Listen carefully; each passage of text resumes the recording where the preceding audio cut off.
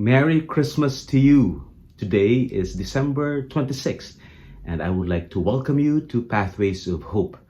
This is again Abyong, and let me share with you my reflection on today's gospel reading. Today is the feast day of the first martyr, Saint Stephen. And when I was meditating and reading the gospel for today, taken from Matthew chapter 10, verses 17 to 22, the first word that comes to my mind is the word unimaginable. Something beyond my imagination. Because the gospel today talks about the coming persecutions. And I thought, this is Christmas. Why do we meditate on the coming persecutions? Well, when we think of Christmas, we think of celebrations, and we think of one thing that is also unimaginable. And when we think of unimaginable, sometimes we think of bad things. Like all of a sudden, you hear your doctor saying you only have few months to live, you have cancer. Or your loved ones, news that your loved ones just got into a deadly vehicular accident. Unimaginable.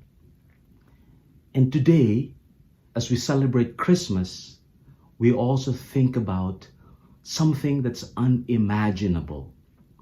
Could you imagine God becoming like us and suffered for us? That's unimaginable. But it's a beautiful kind of unimaginable. God uniting himself with us. God with us. Emmanuel in Jesus Christ.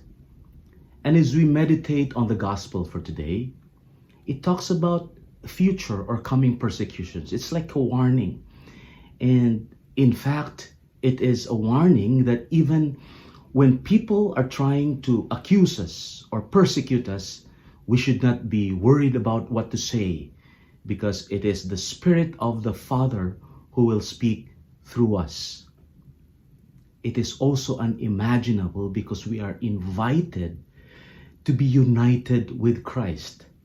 As Christ is being united with us, we too are invited to be united with Him in our own suffering. And what a privilege that is. That's why when the people were trying to stone Saint Stephen to death, he even said, "Father, don't count this sin against them." To him, it was a privilege to unite his suffering with Christ.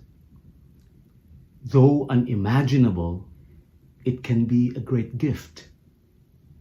God wants us to be united with Him.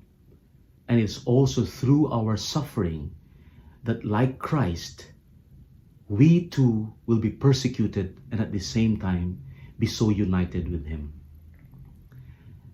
So my dear friend, as you meditate on the gospel for today, we believe that persecution is sure to come.